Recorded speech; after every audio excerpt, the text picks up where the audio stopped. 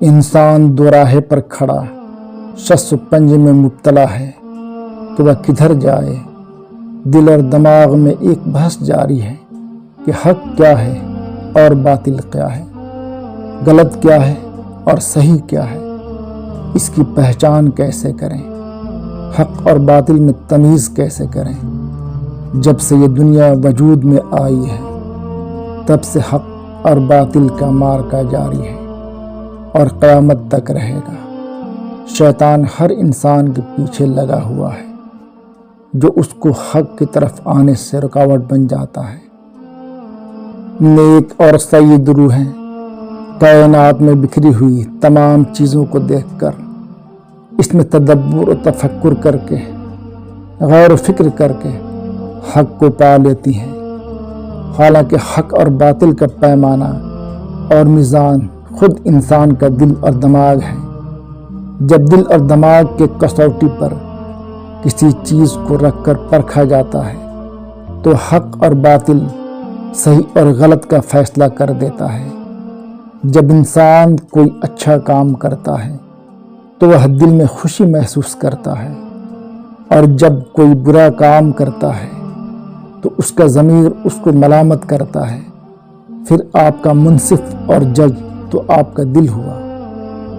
زہر اور شہد میں فرق کون نہیں جانتا، اجالے اور اندھیر کا فرق کس کو پتہ نہیں، آگ اور پانی دن اور رات میں کس کو تمیز پتہ نہیں.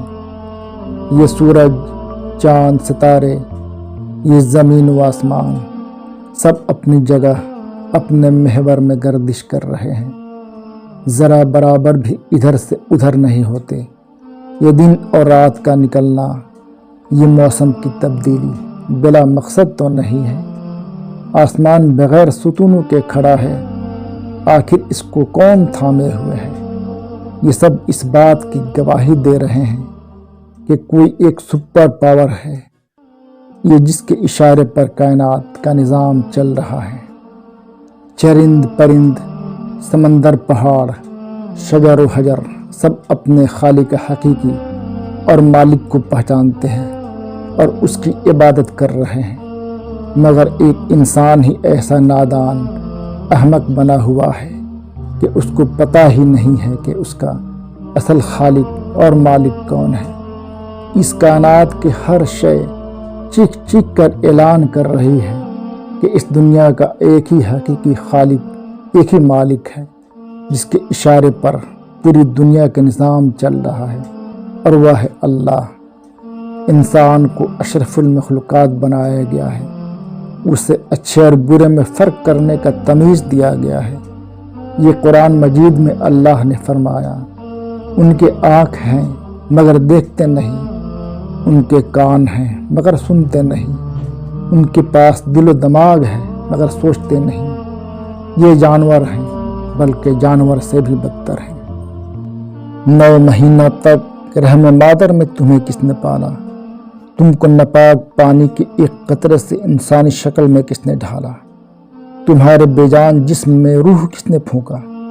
تمہیں عدم سے وجود کس نے بخشا؟ ہمارے نبی کریم صلی اللہ علیہ وسلم کا فرمان ہے، ہر انسان فطرت پر پیدا ہوتا ہے. اس کے ماں باپ اسے یہودی، نصرانی، مجوسی یا ہندو بنا دیتے ہیں. اگر بچے کو کسی مذہب کی تعلیم نہ دی جائے تو وہ قدرتی طور سے اسلام کی طرف کھینچا چلا آئے گا، کیونکہ اسلام دین فطرت ہے. انسان تکبر، گھمنڈ، ضد اور ہٹ دھرمی کی وجہ سے حق کا انکار کرتا ہے. جس کو تم اپنے ہاتھوں سے تراشتے اور بناتے ہو وہ دنیا کا خدا کیسے ہو سکتا ہے؟ جو ہر چیز کا محتاج ہو، اپنے بدن پہ بیٹھا ہوا، مکھی بھی اڑانے کی طاقت نہیں رکھتا، وہ دنیا کا خدا کیسے ہو سکتا ہے؟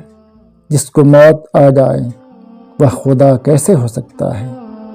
خدا تو وہ ہے جو ہمیشہ سے ہے اور ہمیشہ رہے گا. اس کو کسی چیز کی ضرورت نہیں، وہ ہر چیز سے بے نیاز ہے، اسے موت نہیں آتی. اس دنیا میں بڑے بڑے ظالم اور جابر بادشاہ پیدا ہوئے جو اپنے آپ کو وقت کا خدا سمجھتے تھے. فرعون، قارون، حمان، شداد سب بے بند خاک ہو گئے۔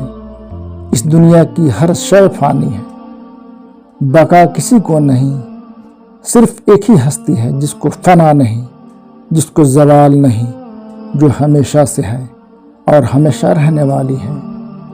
وہی ایک حق ہے، باقی سب باطل ہے، اور وہ ہے اللہ کی پاک ذات۔